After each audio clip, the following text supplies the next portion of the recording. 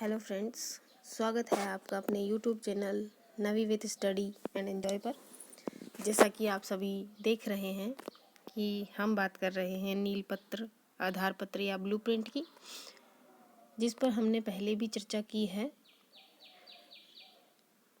लेकिन यहाँ तक ही हमने इसको देखा है, अभी हमारा जो ये वाला पार्ट है वो बाकी है। तो चलिए दोस्तों, आज हम इसी पे बात करते हैं। उससे पहले मैं थोड़ा बहुत वापस से रिवाइज कर देना चाहती हूँ। जैसा कि यहाँ पे ये वाली, ये और ये 3 सारणियाँ हमने कंप्लीट करके, ये जो चौथी सारणी है इसके बारे में भी हमने बात की थी। फर्स्ट है हमारी उद्देश्य के आधार पर अंक विभाजन, सेकंड है विषय वस्तु के आधार पर अंक विभाजन, थर्ड है प्रश्नों के आधार पर अंक विभाजन, और फोर्थ है हमारा ब्लूप्रिंट, जो हमें इन तीनों सारणियों को देख करके बनाना होता है। तो चलिए दोस्तों, बात करते हैं यहाँ पे।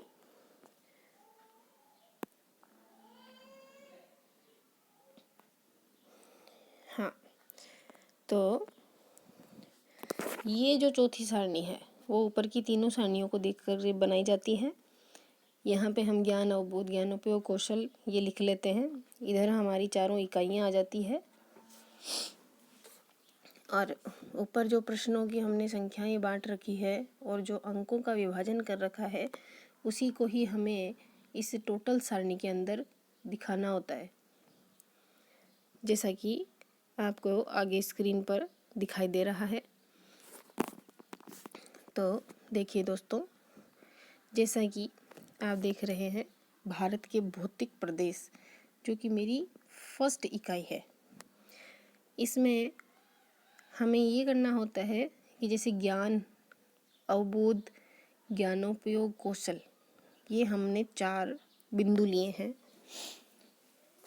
यानी विशिष्ट उद्देश्य जो हमारे हैं वो लिए हैं। तो इनके जो टोटल यहाँ पे जो क्वेश्चन और जो मार्किंग है वो यहाँ पे हमें बतानी होती है कि टोटल कितना हो रहा है, और इन सब का टोटल हमें यहाँ बताना होता है। यानी हमारे जो हैं 16 प्रश्न 25 नंबर के हैं, वो हमें यहाँ पे दिखाई दे रहा है। तो देखिए, जैसा कि यहाँ पे है 8 की घात 7, तो ये जो घात में जो मैंने 7 लिख रखा है वो हमारे प्रश्न हैं, और ये जो नीचे 8 लिखा हुआ है ये हमारे मार्क्स है। तो देखिए, चलिए यहाँ से गिनिए। ये हो गया, जो नीचे वाला है उसको हमें सबसे पहले गिनना है, जो घात लगा रखी है उसे हम बाद में गिनेंगे। तो देखिए, ये हो गया 1, ये 2, ये 2 और 2 4, ये 6 और ये 8। तो 8 हमारा यहाँ नीचे आ गया। उसके बाद में जो ये घात है वो देख लो, जैसे 1 2 3 4 5 6 एंड ये 7, तो 7 हमने ऊपर लगा दिया है। यानी हमारे जो 7 प्रश्न हैं वो टोटल 8 नंबर के हैं। इतना क्लियर है सभी को? तो चलिए, उसी प्रकार से हमें यहाँ अवबोध में करना होता है। जैसे अवबोध में 9 की घात 3 दे रखा है, तो मेरे 3 प्रश्न हैं और 9 नंबर के हैं। तो चलिए दोस्तों, देखते हैं। जैसा कि ये देखो, यहाँ पे निबंधात्मक प्रश्न लिया है मैंने 1 5 नंबर का। फिर अपना जो यहाँ पे लघुत्तरात्मक प्रश्न है वो लिए हैं मैंने 2 नंबर, 2 क्वेश्चन लिए हैं। तो देखिए, 5 एंड 4 कितना हो गया? 9, यानी 9 मेरे मार्क्स है। और ये जो ऊपर घात दी हुई है ये क्या है? 3 मेरे प्रश्न हैं। तो यहाँ पे हम इसकी काउंटिंग कर सकते हैं। उसी प्रकार से यहाँ ज्ञानोपयोग में भी देख लीजिए, जैसे 5 की घात 4 है, तो 4 मेरे प्रश्न हैं और 5 है वो मार्क्स है इनके। तो चलिए दोस्तों, देखते हैं। जैसे ये रहे, आप यहाँ से भी गिन सकते हैं, और यहाँ से जो टोटल करते हैं आप यहाँ पे ये देखिए, ऊपर दिख रहा है 5 के ऊपर जो 4 घात लगा रखी है मैंने, ये यहाँ पे, ये यहाँ से भी आप डायरेक्ट इन्हें गिन सकते हैं। इसी प्रकार से आगे कौशल में भी है, चारों इकाइयों के डिवाइडेशन यहाँ पे हो गया है 3 की घात 2, यानी ये देखिए 1 और ये 2 कितने हो गए 3, और ये ऊपर जो 2 है ये यहाँ पे 2 आ गए अपने प्रश्न, यानी 1.5 नंबर के 2 प्रश्न। तो चलिए दोस्तों, इतनी बात हो गई। अब हम देखते हैं यहाँ कि भारत के भौतिक प्रदेश जो है हमें उसमें से कितने क्वेश्चन लेने हैं। हमें उसमें से यहाँ पे देखिए 3 क्वेश्चन लेने हैं और 7 नंबर के लेने हैं। तो देखिए ये हो गया 1, ये 5, 6 और ये एक 7, ये हमारे नंबर हो गए, और ऊपर इनके नंबरिंग दे रखा है वो टोटल 3 यहाँ पे हो गए। उसी प्रकार से हमें बाकियों का भी करना है। इन तीनों का भी यहाँ पे योग दे रखा है, 6 का 5, 8 का 5, 4 का 3। इन सब को टोटल इधर से और इधर से सबको टोटल करते हैं तो यहाँ पे क्या आता है 25 और 16, जैसा कि हमने आगे ब्लूप्रिंट में यहाँ पे ले भी रखे हैं। आप यहाँ पे इन सभी का देख करके अनुमान लगा सकते हैं कि हमारा सही है या गलत है। तो अब यहाँ तक हमारी बात हो गई, तो हम आगे चलते हैं। जैसा कि ये कंप्लीट हो गई, अब इसी को ही हमें यहाँ पर दर्शाना होता है। इकाई प्रश्न पत्र जो है, हमें प्रश्न पत्र जब हमें तैयार करने होते हैं तो हमें यहाँ पे ही ये सब दिखाना होता है। तो देखिए जो वस्तुनिष्ठ प्रश्न है, हमारे वस्तुनिष्ठ प्रश्नों में हमें लेने होते हैं, जैसे कि प्रश्न आते हैं कैसा है या कितना है या कहाँ पर है, जैसे इस प्रकार के क्वेश्चन जो है हम वस्तुनिष्ठ प्रश्नों में लेते हैं।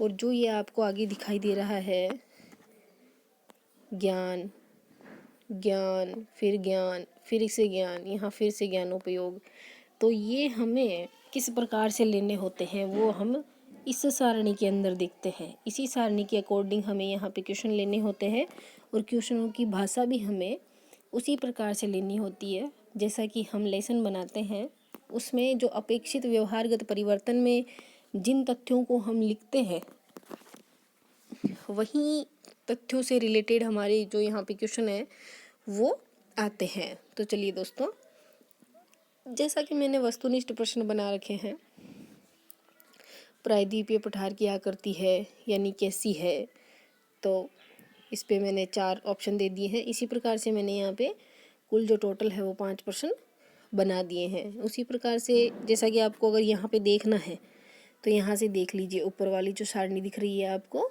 यहाँ से जो वस्तुनिष्ठ प्रश्न है उनको निकाल लीजिए आप।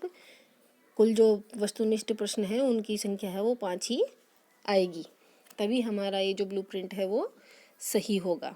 तो यहाँ तक सभी को क्लियर है।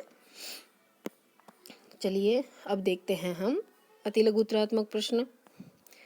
अतिलघुत्तरात्मक प्रश्नों में मैंने लिए हैं 4 प्रश्न, और हमारे जो यहाँ पे क्वेश्चन हैं वो भी 4 ही हैं। तो इसके भी मैंने ये ले रखे हैं, एक ज्ञान से है, फिर दूसरा भी ज्ञानोपयोग से है, फिर तीसरा ज्ञानोपयोग से है, चौथा ज्ञान से है।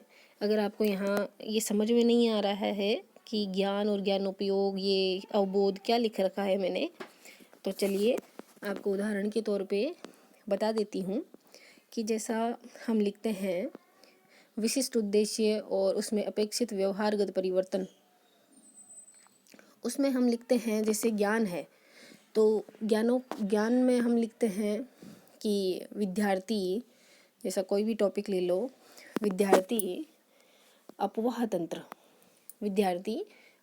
तंत्र के तथ्यों का प्रत्याभिज्ञान या प्रत्यास्मरण कर सकेंगे। तो ये हमारा जो है वो ज्ञान से रिलेटेड हो गए। तो हमारे जो ये क्वेश्चन है यहाँ पे वो भी इसी प्रकार से आएंगे। अब ज्ञानोपयोग में है तो महत्व, वर्णन, विश्लेषण, ये सब आते हैं। तो हमने उस प्रकार के ही यहाँ पे क्वेश्चन डालने हैं। तो चलिए दोस्तों, यहाँ तक सभी को क्लियर है। आगे लेते हैं हम लघुत्तरात्मक प्रश्न। लघुत्तरात्मक जो प्रश्न है वो मेरे हैं 6, और यहाँ पे जो सारणी दे रखी है मैंने, इस सारणी में भी कुल टोटल 6 ही प्रश्न हैं। तो इसमें भी मैंने अवबोध से ले रखे हैं, ज्ञानोपयोग से ले रखा है, फिर अवबोध, फिर ज्ञानोपयोग। तो सभी को क्लियर है? इसी सारणी को देख करके, जो यहाँ पे जो ऊपर वाली सारणी दिख रही है, इसी सारणी को देख करके हमें यहाँ नीचे जो नीलपत्र बनाते हैं, हम जो प्रश्न पत्र बनाते हैं, वो यहाँ पे बनाना होता है। तो सभी को समझ में आ रहा है? अब आता है हमारा निबंधात्मक प्रश्न। निबंधात्मक प्रश्न में जैसा कि, चलो अब ये बता देती हूँ, जैसे निबंधात्मक प्रश्न है तो निबंधात्मक प्रश्न ढूंढिए। एक ही दे रखा है यहाँ पे, तो एक है वो निबंधात्मक, जैसे ये भी खाली है, फिर ज्ञानोपयोग में भी खाली है, फिर कौशल में भी खाली है।